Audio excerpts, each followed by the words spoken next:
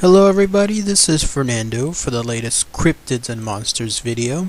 Thank you as always for your continued suggestions. I had asked everyone to please try to make some suggestions tied to two themes, either cryptids and monsters that had a very large stature in size, or any kind of cryptids and monsters that are more, I guess, supernatural, paranormal oriented. And based on your suggestions, it looks like there's some good ones to talk about. So I'm going to talk about one here in particular that's actually been suggested before. The only reason I didn't pick this particular cryptid was because it has to do actually a lot with biblical references and anything having to do with religion, anything having to do with any particular chapters in the Bible. I don't know, it's just something that I don't really go into that much, not because I don't want to talk about it, but at the same time I don't want to have any, I don't want this to turn into any kind of religious discussion. Just like when it comes to talking about politics, some of these things should just really just stay private. But when I looked into more info into this particular cryptid, and I took the biblical references out and instead analyzed it more along the lines of, say, I would as if I were talking about some of the other cryptids and monsters in the past, there are actually some characteristics that stand out about this particular cryptid. If this cryptid is truly still alive, which references state that it could be still alive, then we have something living in the oceans that could rival some of the other very large cryptids that I've talked about in the past, such as Leviathan, and then another cryptid, of course, my introductory one involving Bloop. And the cryptid I'm talking about here is the cryptid named Leviathan.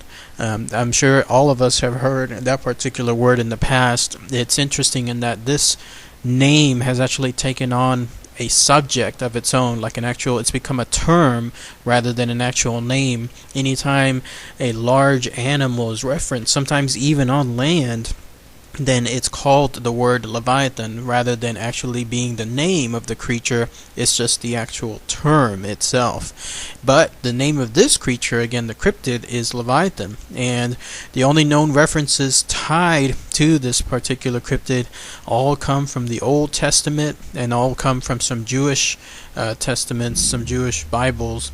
And when it comes to talking about that information, again, I'm not really going to go into citing like so and so chapter such verse something, because it's all going to biblical, it's going into that realm that I don't really want to reference much here. But I will just talk about what's again highlighted in when it comes to the unique characteristics of this particular cryptid.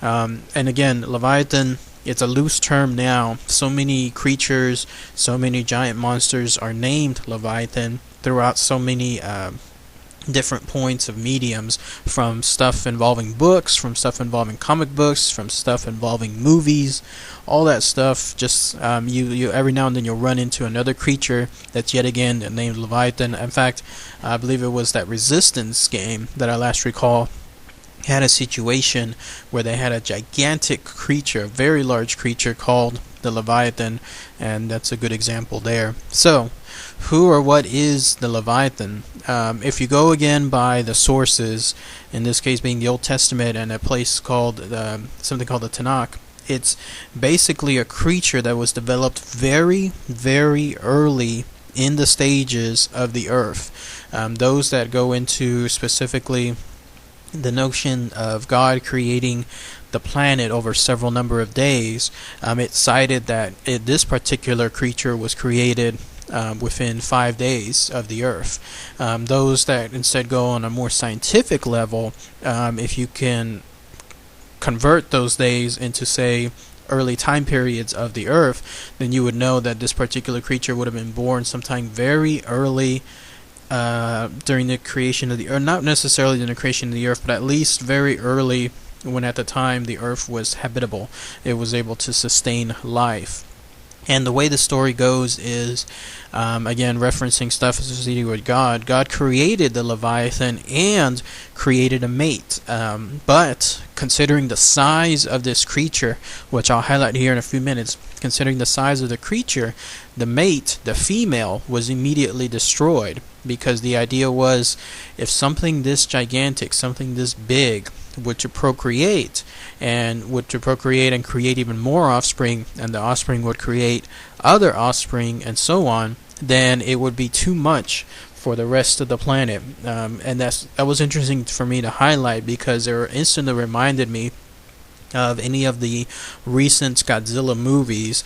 Just go back to the 2014 film, and you'll know that part of the film there denotes the idea that you have to kill, or you have to destroy, the Muto offspring, because 2 Mutos are having that much destruction on the city. Imagine if you had a whole swarm of them invading different parts of the world. It would be too much without having to resort to levels of destruction, i.e. nuclear warheads and so forth, that would in turn just create more havoc. And in the 1998 Godzilla film, this was also highlighted with those baby Godzillas. There was a key scene in there where Broderick's character was mentioning that if these particular creatures, the baby Godzillas, are allowed to roam free, then there could be this could become a species that could become the dominant species of the world. So this was highlighted, the notion in that particular tale of the Bible, and that's why the female was destroyed and the male only left there. Now, some of the interesting items tied in to the remaining male, apparently he's the only one, the only known creature that has been sighted several times in the world. This Leviathan, if he's still out there, which according to sources he is, let's talk about first the size. The size of this creature is gigantic. I mean, it is humongous. It is something very massive, probably far larger than Bloop, that I had, again, as my first video, but probably not as large as Zaratan, only because, again, Zaratan, the way that I had described it in my video, which if you haven't seen it, check it out when you have a chance. This is why I still consider it the largest cryptid ever, is because Zaratan was the size of a small island.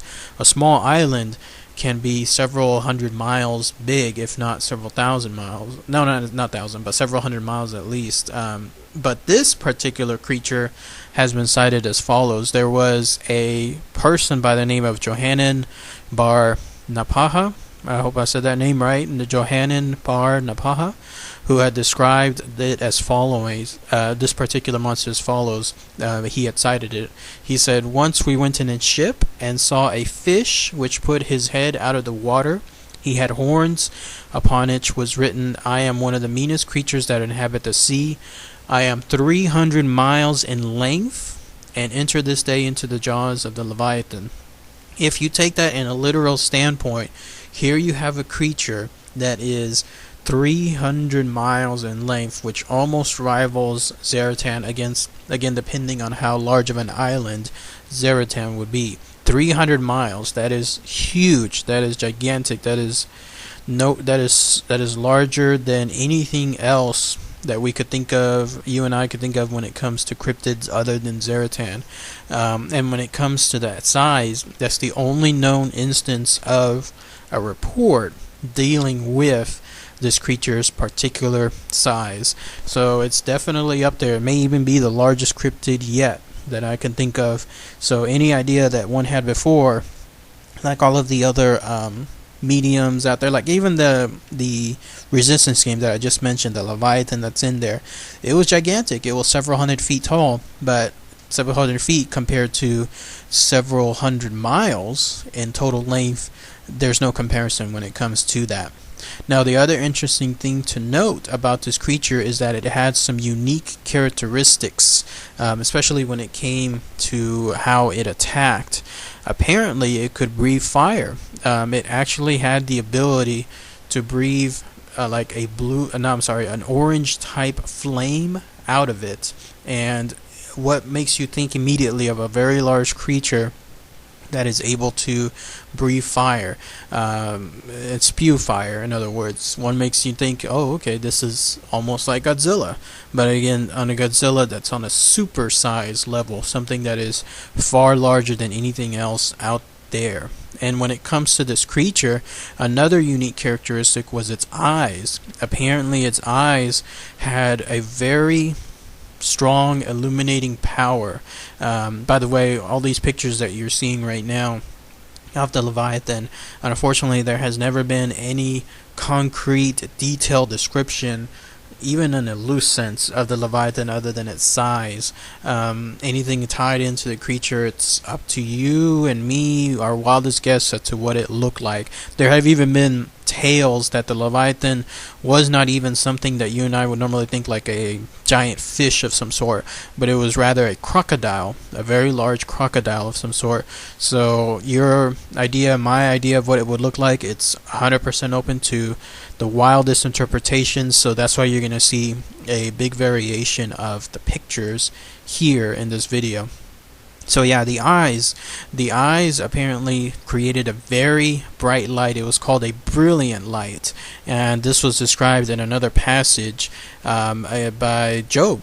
He said, "By his nestlings a light doth shine, and his eyes are like the eyelids of the morning." So something was had frightened Job. In fact, it was the appearance of a very bright light, a set of them. And while he didn't see the Leviathan at that time, he did reference it as saying that it was probably coming, it was preceding the Leviathan coming towards them at that particular instant. And another key characteristic of the Leviathan was that it apparently had a odor of whatever was emanating from the body, a very strong odor, so much so that no living creature could endure this odor, which would make sense if this was a creature that was always in the sea. And the instant it would get near towards land where animals would be in and around, apparently the odor of this creature was so strong, either the animals fled or were outright killed, like destroyed by the odor, the scent that's coming off of them. And where this creature descended into, where this creature lived during all this time, it's unknown.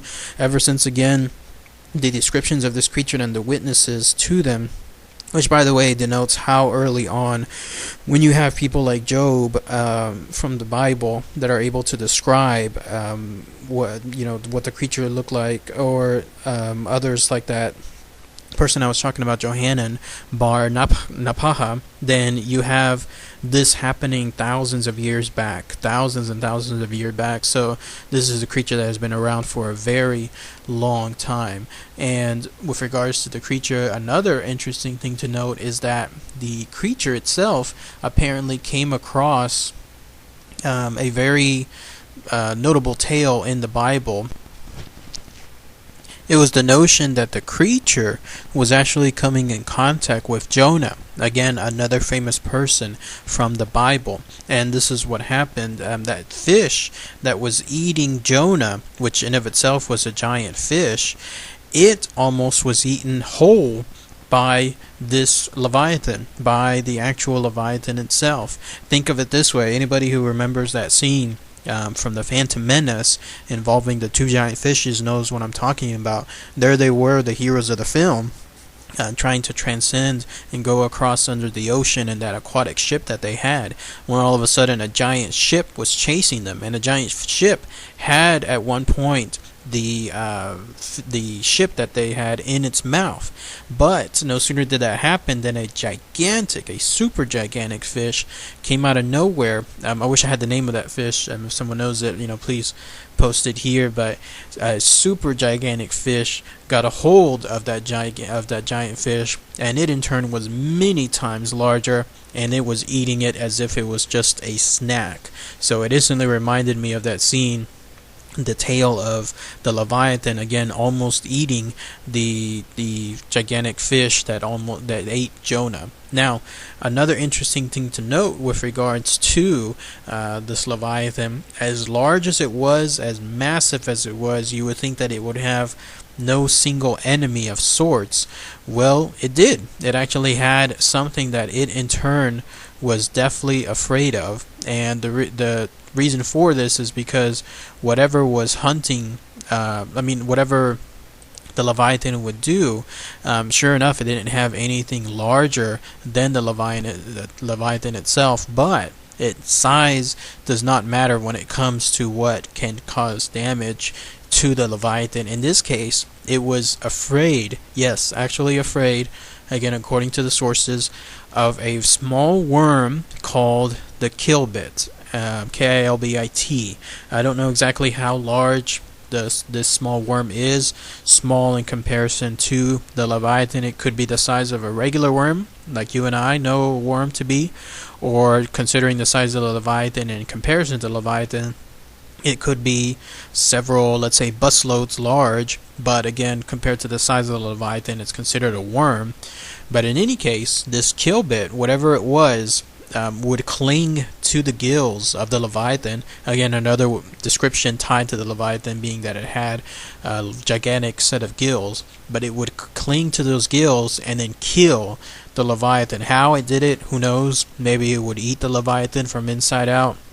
Maybe it transmitted some kind of uncurable disease, something that would make the Leviathan turn ill.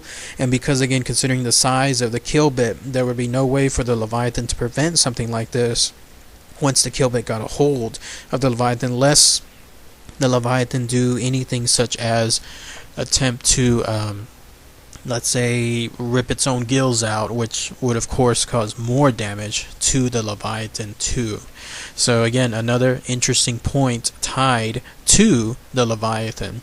But other than that, not really much else. Again, the idea that the Leviathan is still out there comes from the notion that if you follow again the biblical sources, the Leviathan will stay alive until it is killed at the time when those who descend into heaven, those who descend into paradise again, will be fed the corpse of the Leviathan. And apparently it is so large and it is so massive that this one single corpse will be able to fill and feed everybody that descends into heaven.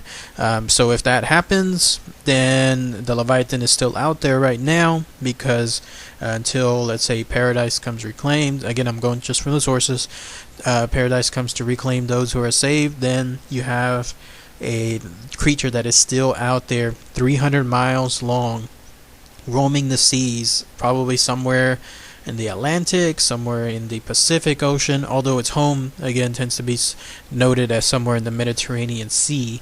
But if you have something that large, it is still out there. Again, pretty creepy stuff, pretty fascinating, considering the size of this creature and that something so massive and so potentially deadly is out there.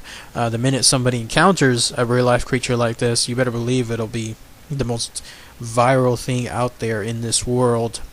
But until that moment happens, we just have to go by, again, these sources that this massive creature, one of its own, one of a kind, a male, is still in those oceans.